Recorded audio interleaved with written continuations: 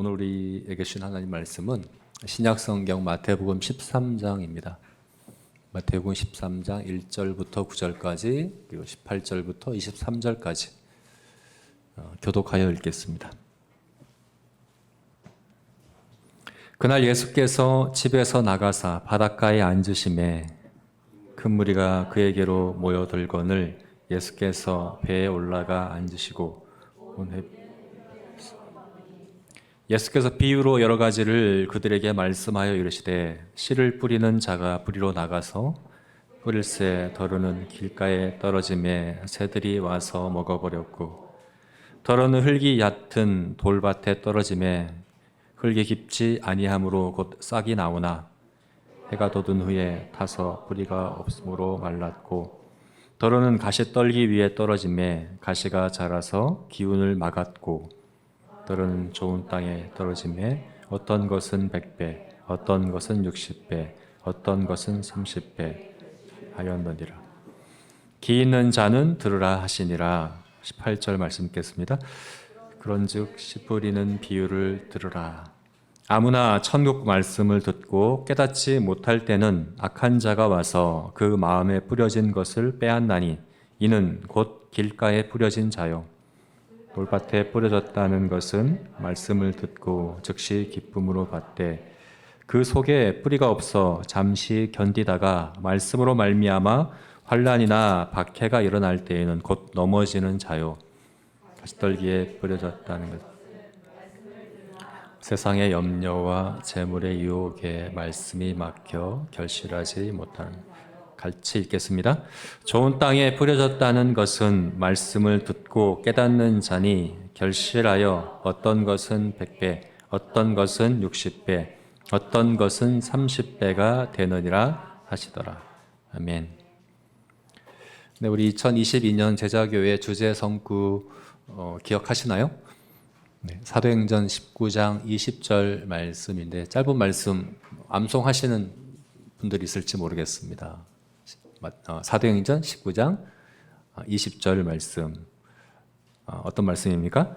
이와 같이 주의 말씀이 힘이 있어 흥왕하여 세력을 얻으니라. 되게 짧죠?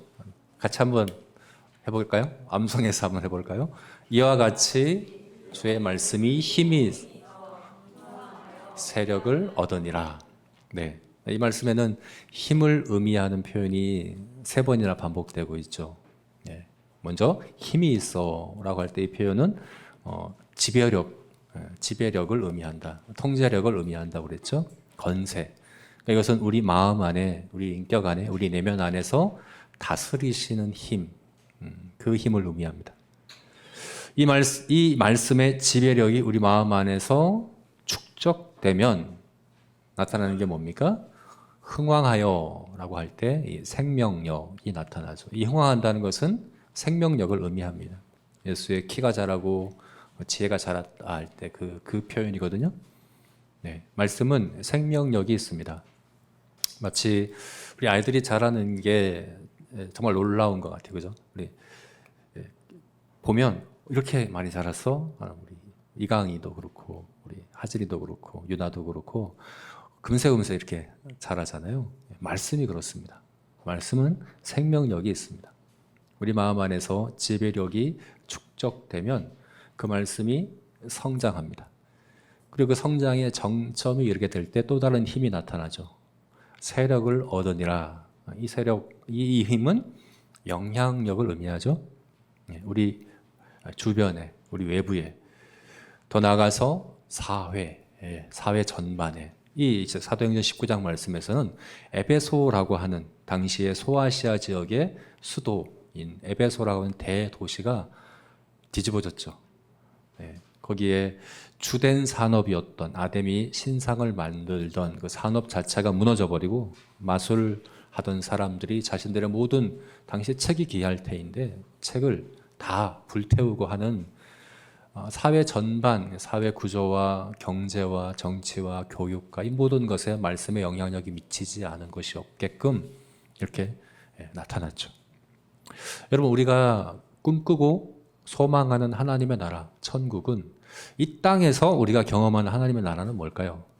하나님의 말씀의 힘입니다. 말씀의 힘이 우리가 실제 경험하는 하나님의 나라, 천국은 그 말씀의 힘이 이렇게 세력을 얻는 거죠. 우리 각자의 마음에서, 우리 삶에서, 우리 주변에서, 우리 사회에서 말씀의 그 영향력이 나타나는 것이 우리가 소망하는, 꿈꾸는 하나님의 나라입니다. 그런 의미에서 오늘 우리가 읽은 이 말씀, 마태복음 13장 이 말씀은 굉장히 중요한 말씀입니다. 그 하나님의 말씀이 세력을 얻을 때, 그렇게 나타날 때 그것은 어디에서 어떻게 시작하는가 하는 걸 이 오늘 본문 말씀이 우리에게 잘 말해주고 있습니다. 어떻게 이 일이 일어나는가? 어떻게 이 일이 시작되는가? 오늘 이 말씀은 비유죠. 예수님은 비유로 많이 말씀하셨어요. 비유만 말씀하신 건 아니지만 비유로 많이 말씀하셨어요. 우리가 아는 비유들, 예를 들어서 선한 사마리아인의 비유, 밭의 비유, 여러 비유들이 많습니다. 그 중에 한 가지가 바로 오늘 말씀의 이 비유인데 어떤 비유입니까? 예수님께서 1절을 보니까 바닷가에 앉으시며, 바닷가에 앉으셨어요. 이렇게 사람들이 많이 몰려왔죠. 그래서 예수님은 배 위에 올라가서 앉으시고 사람들은 해변에 서 있는 상황입니다. 예수님께서 말씀하십니다. 어떻게 말씀하십니까? 3절을 보니까 씨를 뿌리는 자가 뿌리로 나가서, 이것은 당시에 굉장히 흔한 풍경이고 사람들이 쉽게 경험할 수 있는 그런 장면입니다. 아마도 이렇게 그렇게 추측하기도 합니다. 아마 저 멀리서 씨를 뿌리는 사람이 있었을 것 같다고. 그래서 예수님이 그를 보면서 말씀하시는 겁니다. 저기 씨를 뿌리는 사람이 있습니다.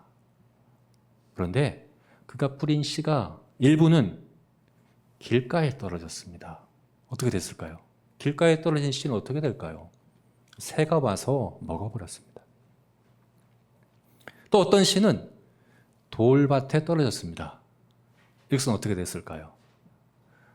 즉시 뿌리를 내리지만 땅이 깊지 않아서, 흙이 얕아서 깊게 뿌리를 내리지 못하고 해가 떴을 때 다 말라버렸다, 이렇게 하는 거죠. 또 어떤 씨는 어디에 부러졌습니까? 가시 떨기 위에 떨어졌다. 그런데 이 씨는 어떻게 됐습니까?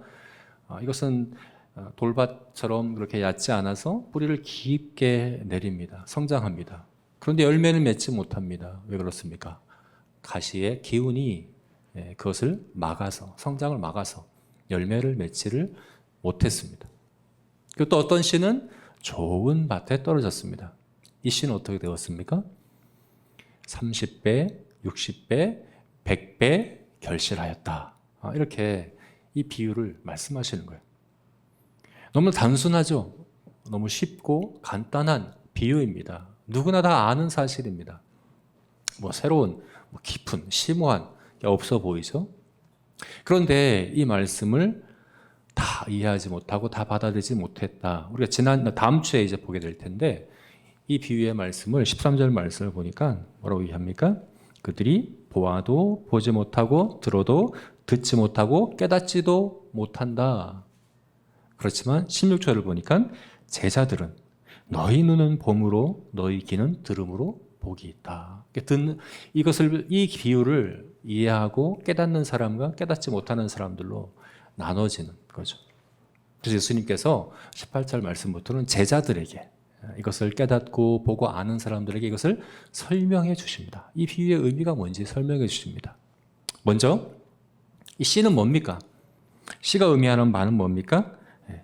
19절 말씀을 보니까 아무나 천국 말씀을 듣고, 씨는 뭡니까? 천국 말씀입니다. 천국 말씀. 그리고 이것이 뿌려졌는데 그 뿌려진 길가와 돌밭과 가시떨기와 좋은 밭 할 때 이 밭은 의미하는 게 뭡니까? 바로 마음입니다. 그죠? 천국 말씀을 듣고 깨닫지 못할 때는 악한 자가 와서 그 마음에 뿌려진 것을 배한다니. 그러니까 천국 말씀이 각 사람의 마음에 뿌려지는 것에 대해서 예수님께서 지금 이렇게 비유로 말씀하신 거죠. 이 말씀이 길가에 뿌려졌습니다. 길가에 뿌려졌을 때 어떻게 됩니까? 악한 자가 와서 곧 빼앗아 버렸다. 돌밭에 뿌려진 그것은 어떻게 되었습니까? 돌박과 같은 마음에 부러진 것은 즉시 그 말씀을 기쁨으로 받아들이지만 어떻게 됩니까? 깊이 뿌리를 내지 못하기 때문에 잠시 견디다가 넘어져 버린다고 말씀하죠. 가시떨기에 부러진 건 어떻게 됩니까? 뿌리를 내리고 성장하는 듯 하지만 세상의 염려와 재리 유혹에 막혀서 결실하지 못하게 된다. 이렇게 예수님께서 이 말씀의 이 비유의 의미에 대해서 이렇게 말씀하고 있는 거죠. 여러분, 씨는 뿌려지면 열매를 맺는 게 정상적일까요? 비정상적인 걸까요? 정상적인 거죠. 씨는 뿌려지면 열매를 맺습니다. 그건 신기한 게 아니에요. 당연한 거예요. 열매를 맺지 않으면 뭔가가 잘못됐기 때문인 거죠. 그죠? 뭔가 잘못된 원인이 있기 때문에 씨가 열매를 맺지 못하는 거죠. 자, 그런데 이 말씀에서, 이 비유에서 예수님께서 네 가지 종류의 이 씨가 뿌려진 경우를 말씀하시는데, 어떤 경우는 열매를 맺고 어떤 경우는 열매를 맺지 못하는 그 차이가 어디에서 비롯되었습니까? 이것은 어디에서 이런 차이가, 어떤 경우는 열매를 맺고 어떤 경우는 열매를 맺지 못하는, 어디에서 비롯되었습니까? 그것은 바로 밭의 차이죠. 다시 말해서 천국 말씀이 뿌려지는 우리 마음의 차이인 거죠. 씨 뿌리는 사람의 문제가 아닙니다. 어떤 사람이 효과적으로 잘 뿌리는 사람이었고 어떤 사람은 잘 못 뿌리는 사람이었기 때문에 열매를 맺고 안 맺고가 달라진 게 아닙니다. 씨앗의 문제도 아닙니다. 어떤 씨앗은 굉장히 건강하고 좋은 씨앗이었는데 또 어떤 씨앗은 좋지 못한, 건강하지 못한 씨앗이었기 때문에 열매를 맺지 못했다. 이렇게 예수님께서 말씀하지 않으셨어요. 예수님은 네 종류의 밭을 말씀하셨어요. 네 종류의 씨 뿌리는 사람이 아니고 네 종류의 씨가 아니라 네 종류의 밭을 말씀하셨습니다.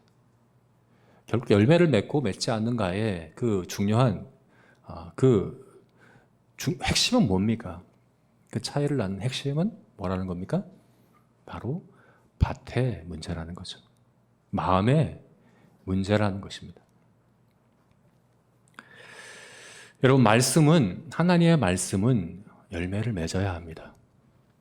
반드시 열매를 맺도록 되어 있습니다. 말씀은 하나님께서 처음부터 이 땅을 말씀으로 창조하셨고 아담을 창조하시고 나서도 처음부터 하신 일은 말씀하시는 일이었습니다. 하나님의 말씀은 살아있고 운동력이 있습니다. 하나님의 말씀은 반드시 열매가 나타나야 정상입니다. 여러분들은 하나님의 말씀으로 인한 열매가 어떻습니까? 이렇게 설교를 듣던, 성경 공부를 하던, 개인적으로 성경을 읽던, 어떤 사람들과 대화를 통해서 말씀을 전해 들었던, 우리는 다 말씀을 듣고 있습니다. 그렇다면 그 말씀으로 인하여 여러분들은 어떤 열매가 나타나고 있습니까? 내가 이 말씀 때문에 삶이 변해서, 이 말씀 때문에 내 마음의 깊은 상처와 어둠들이 해결되었어. 이 말씀 때문에 내가 힘을 얻고 낙심하지 않고 원망하지 않고 불평하지 않고 기쁨과 평안 가운데 승리할 수 있었어 하는 그런 말씀의 열매들이 여러분들에게 있습니까? 내가 말씀 때문에 이렇게 성장했어. 내가 말씀 때문에 이렇게 변화되어서 말씀의 영향력 때문에, 말씀의 힘 때문에, 말씀의 능력 때문에, 말씀의 생명력 때문에 내가 이렇게 하나님 백성답게 거룩하게 살아갈 수 있어 하는 그런 열매들이 여러분들에게는 있습니까? 그렇게 말씀하실 수 있습니까? 아니면 나는 오랜 기간 교회를 다니고 말씀도 듣고 배우고 또 말씀도 암송하기도 하고 하지만 변함이 없고 습관적이고 어떻게 보면 이제 신앙생활하는 게 짐처럼 여겨질 때도 있고 기쁨도 없고 그런 것 같아 하는 그런 마음이 여러분 가운데 있지 않습니까? 원인이 뭡니까? 왜 그렇습니까? 근본 원인이 어디에 있습니까? 그렇게 말씀을 듣고 말씀을 아는데 왜 그것이 열매를 맺지 못합니까? 그 이유가 뭡니까?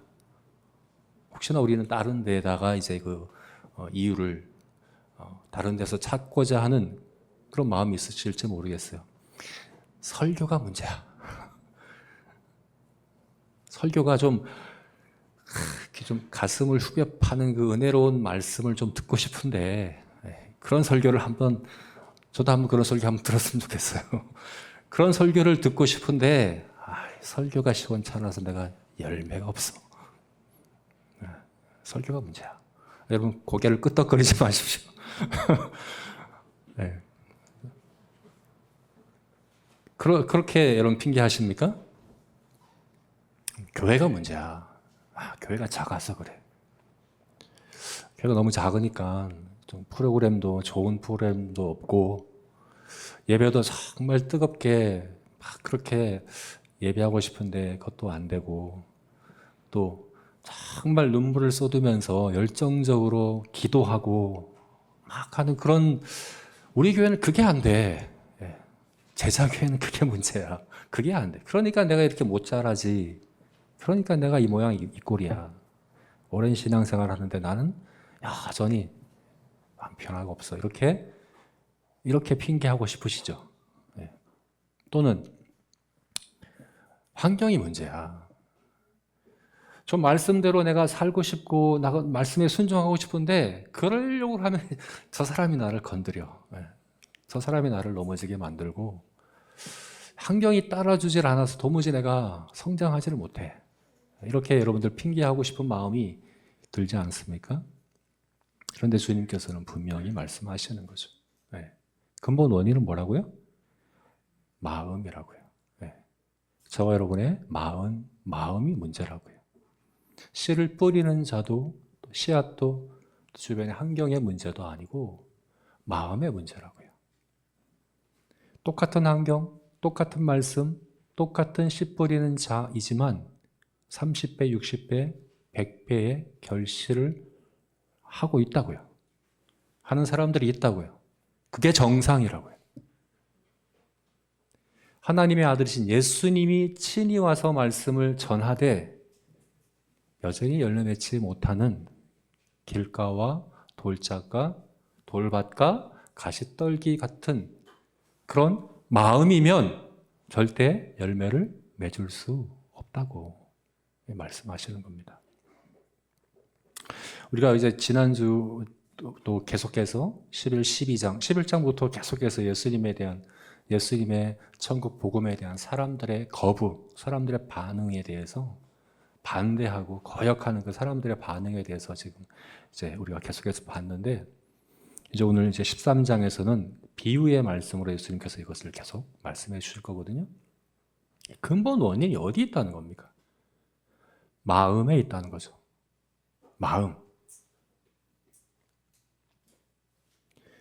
마음을 돌아봐야 합니다. 여러분 열매 맺고 있습니까? 그렇지 않다면 마음을 돌아보십시오. 여러분의 마음의 상태를 돌아보라는 겁니다. 그것도 아니야. 너희들의 마음의 문제야. 주님께서 이렇게 지금 말씀해 주시는 겁니다. 자, 그렇다면 어떤 마음이기에 말씀이 열매를 맺지 못할까요? 어떤 마음이기에? 첫 번째로 말씀이 열매와 결실을 열매 맺지 못하는 마음의 상태는 길가와 같은 마음이다.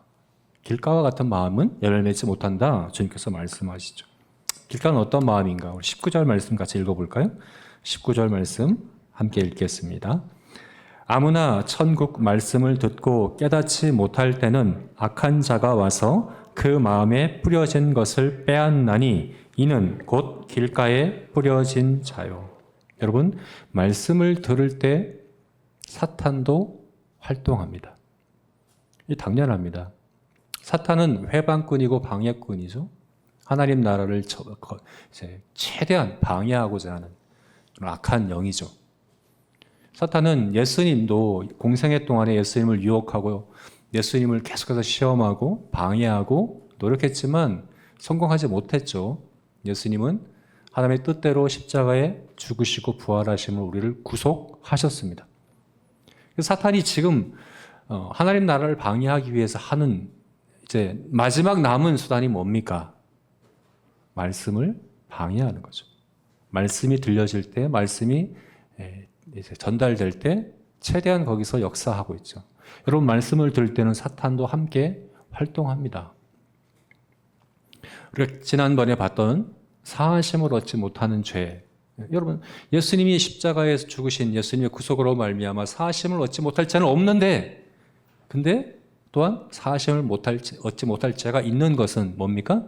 말씀이 우리 안에 뿌려질 때 그것이 열매 맺지 못하게 하면 사하심을 얻지 못하는 죄가 되는 것이거든요.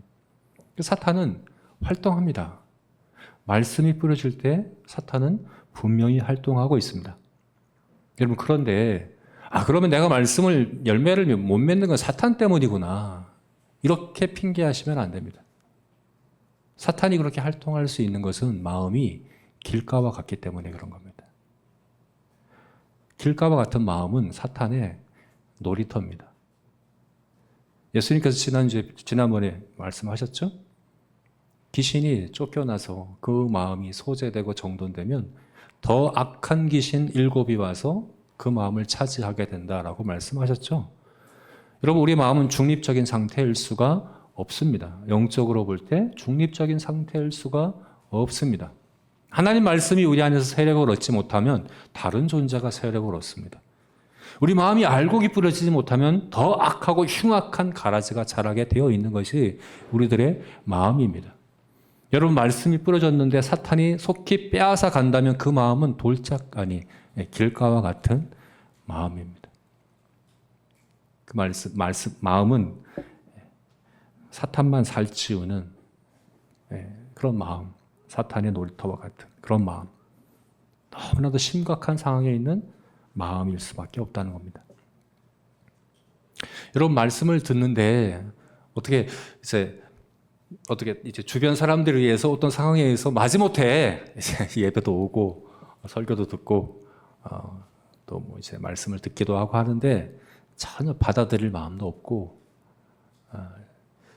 알고자 하는 마음도 없고 난 성경은 나하고 상관없는 거야라고 이렇게 그냥 담을 쌓고 그렇게 살아가고 있다면, 그렇게 말씀을 듣고 있다면 그 마음은 길가입니다.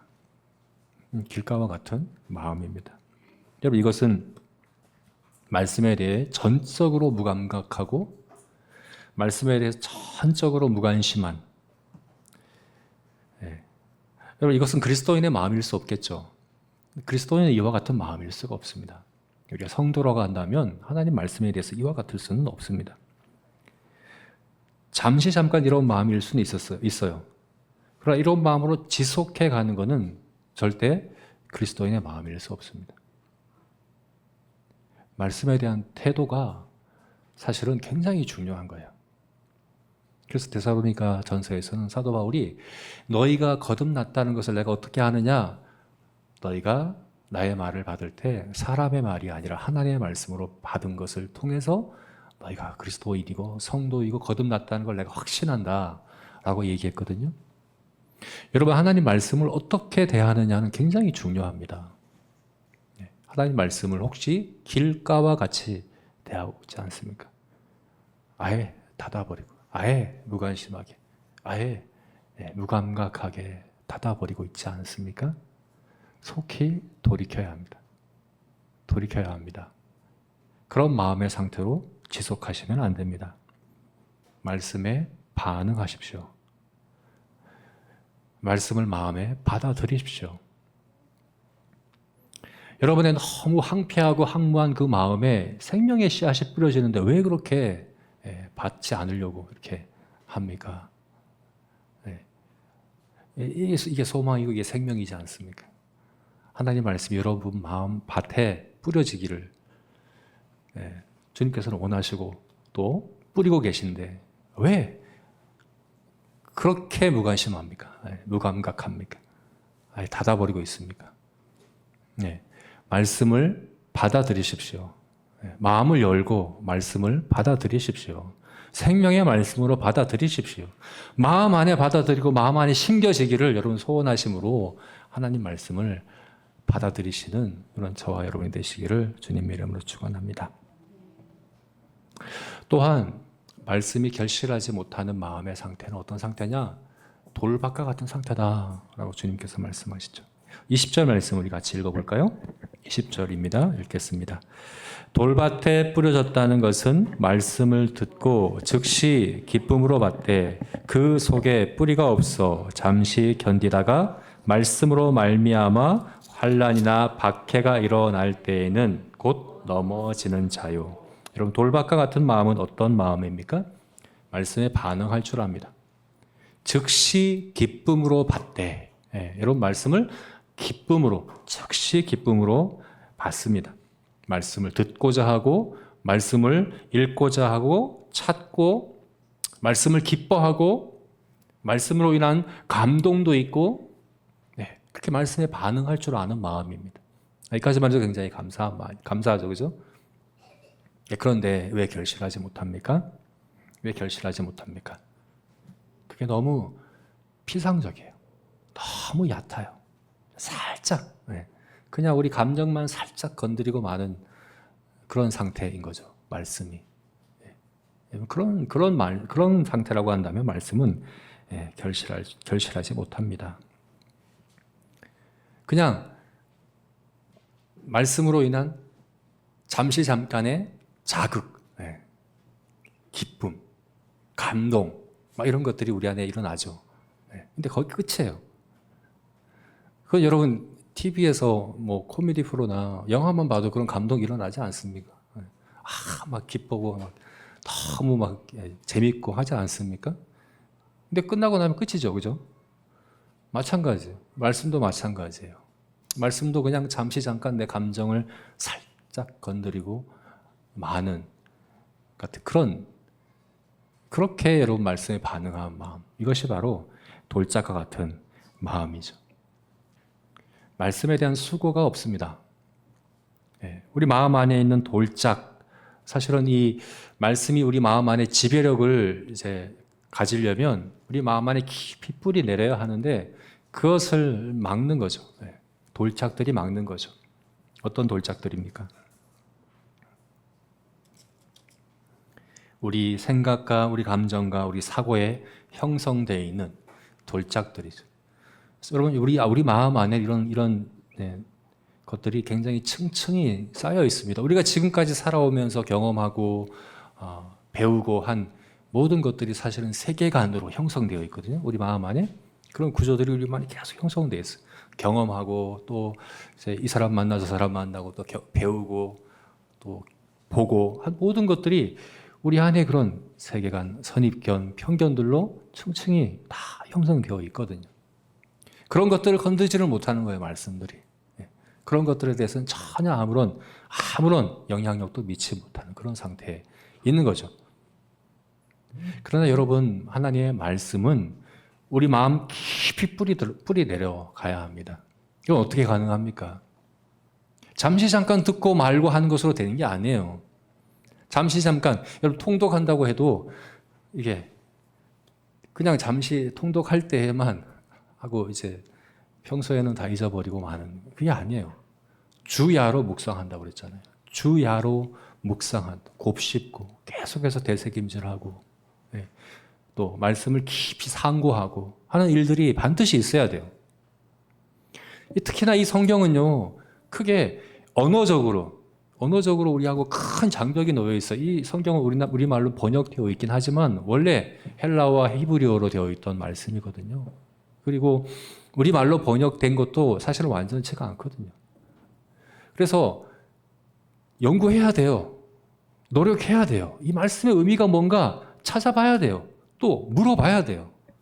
시간적으로도 마찬가지죠. 얼마나 오랜 시대적으로 얼마나 우리와 차이가 있습니까? 이것이 기록된 때와. 이런 큰 장벽들이 있고 뿐만 아니라 우리 안에 선입견과 편견과 세상의 세계관들이 우리 안에 가득이기 때문에 그냥 말씀이 뿌려지면 그대로 열매 맺고 그대로 뿌리 내릴 것이라고 생각하는 건 착각입니다. 노력해야 합니다. 노력해야 합니다.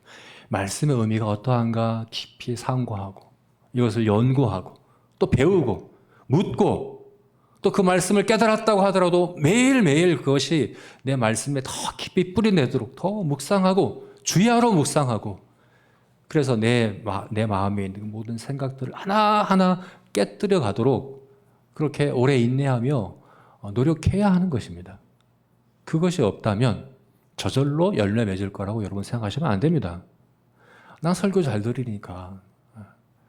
근데 금방 다 잊어버리시잖아요. 여러분, 제가 이 설교 우리 제자교회에서 2번 했다는 거 기억하세요? 기억하시는 분들도 있을 것 같아요.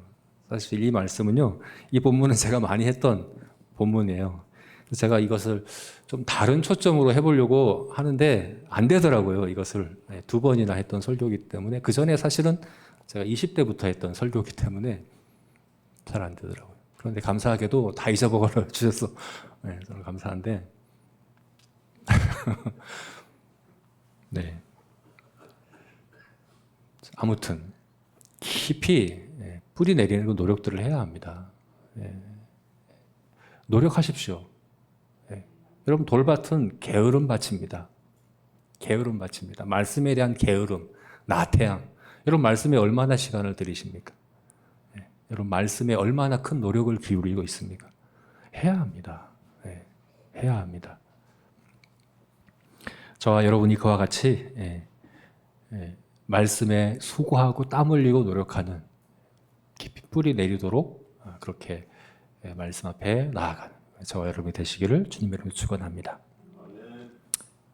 세 번째로, 결실하지 못하는 사람의 마음은 어떤 마음입니까? 가시 떨기와 같은 마음이다 라고 말씀하시죠. 우리 22절 말씀 같이 읽겠습니다. 22절입니다. 시작. 가시 떨기에 뿌려졌다는 것은 말씀을 들으나 세상의 염려와 재물의 유혹에 말씀이 막혀 결실하지 못하는 자요. 여러분, 가시 떨기도 결실하지 못하는데 왜 결실하지 못할까요? 가시 떨기는 돌밭과는 다릅니다. 뿌리를 내립니다. 깊이 뿌리를 내리는 밭입니다. 가시 떨기 같은 경우는 돌밭과는 분명히 다른 밭이에요. 돌밭은 아까 어땠습니까? 아예 파고 들지를 못하죠, 그죠? 뿌리를 내리지 못하니까 햇빛이 뜨면 다 말라버리는. 사실은 해가 떠야지 씨가 자라고 식물이 자라고 그래야지 열매를 맺는데, 씨를 맺게 하려고 주님께 주시는, 사실은 환란이나 박해의 모양이지만 사실은 씨를 열매 맺게 하려고 주시는 건데 견디지 못하고 다 죽어버리는 그런 밭이 돌밭이었다면 그것과는 다른 거예요.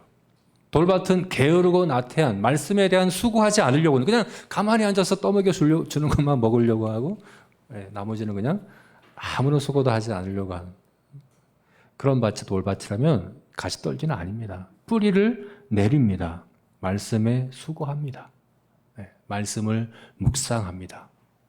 말씀을 기억하고 생각하고 연구하고 찾고 말씀에 대해 열심을 갖고 있는 그런 밭이죠. 그래서 깊이 뿌리를 내립니다. 우리 생각 가운데, 우리 깊은 그런 이제 사고와 선입견, 세계관 가운데 깊이 말씀이 파고 들어가서 정말 겉으로 볼 때는 기독교적인 세계관으로 살아가는, 정말 성도, 정말 말씀의 지식도 말씀에 대한 태도도 바르게 보이는 그런 밭, 그것이 가시떨기와 같은 마음밭을 가진 사람들입니다.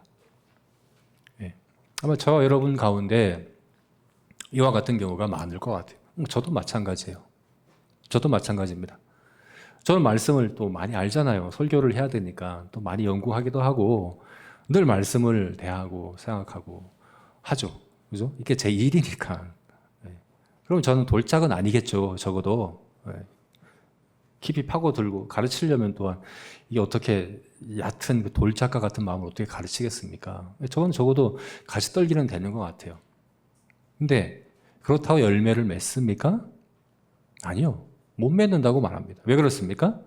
가시떨기가 기운을 막아서 자라지 못하게 한다라고 말하는 거죠. 근데 이 가시떨기의 정체가 뭡니까? 주님께서 뭐라고 말씀하십니까? 이 정체를 세상의 염려와 재물의 유혹이다라고 말씀하시죠. 세상의 염려와 재물의 유혹. 이게 뭡니까, 여러분? 세상의 염려와 재물의 유혹. 여러분, 염려 없는 사람 있습니까? 걱정 없는 분 여기 계십니까? 나는 걱정이 하나도 없어, 염려가 하나도 없어 하는 분 있습니까? 그럴 수가 없죠. 그렇지 않잖아요. 또 재물의 유혹, 뭐 어디까지가 재물에 대한 유혹이고 어디까지가 사실 우리 돈이 없으면 못 살잖아요. 특히나 이 자본주의 사회에서 돈이 없으면 아무것도 못 합니다. 교회도 운영할 수 없습니다. 돈도 벌어야지 열심히 일해야 되는 거잖아요.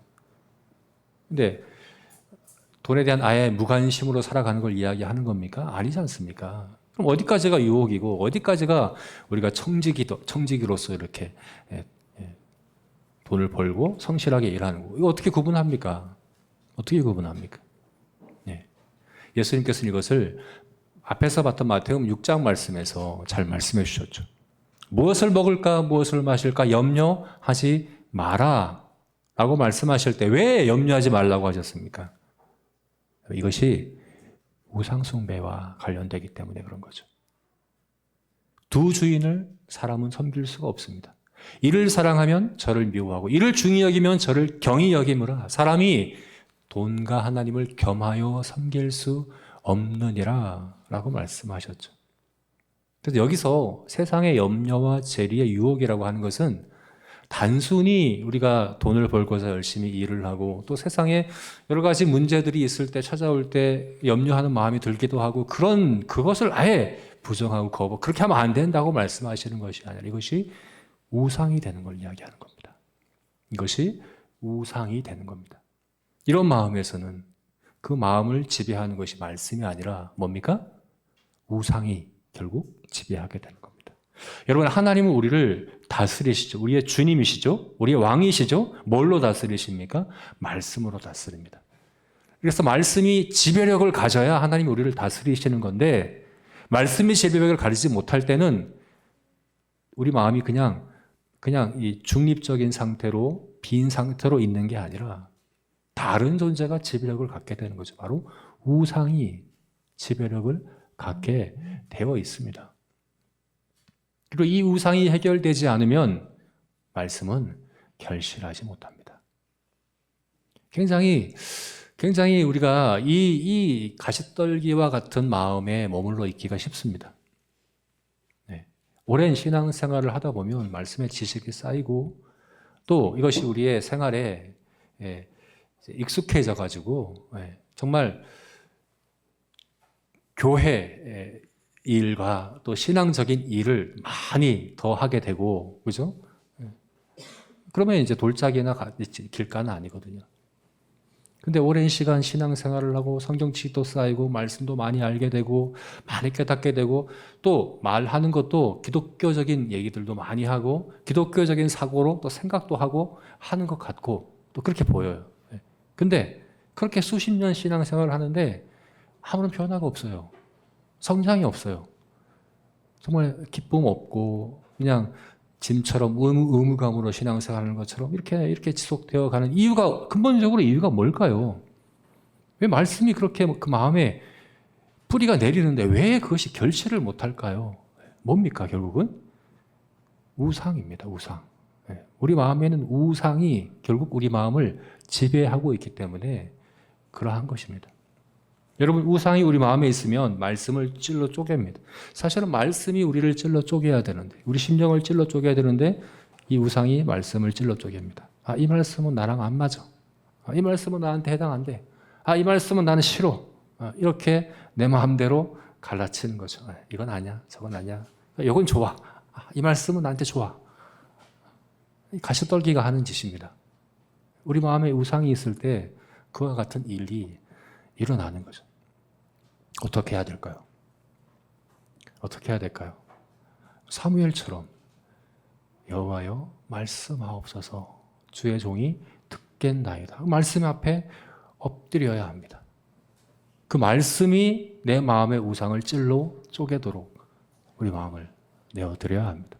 말씀에는 그와 같은 능력이 분명히 있습니다. 말씀은 살아 운동력이 있어서 날선 검과 같아서 그 어떤 우상도 찔러 쪼갤 수 있는 능력이 있습니다. 그 말씀 앞에 우리가 반응하면 됩니다. 그 말씀이 정말 우리 마음에 차지하고 있는 하나님의 자리에 앉아 있는 것을 찔러 쪼개므로 하나님이 정말 우리의 주인으로 지배력과 통제력을 가지실 수 있도록 그렇게 반응하시는 저와 여러분이 되었으면 좋겠습니다. 이제 말씀을 맺겠습니다. 여러분, 말씀은 결실해야 합니다. 30배, 60배, 100배 결실하는 것이 정상입니다. 그리고 하나님은 어느 밭에 뿌리면 결실할지 아시죠? 근데 하나님은 모든 밭에 다 뿌리십니다. 다음 주에 우리가 보게 될 텐데요. 다음 주에 왜 모든 밭에 다 뿌리시는가에 대해서 이제 우리가 다음 주 10절부터의 말씀에서 제자들이 질문해요. 왜 비유로 말씀하시나요? 거기에 대해서 예수님께서 말씀하시죠. 어떤 말씀이냐 면 이게 심판이다.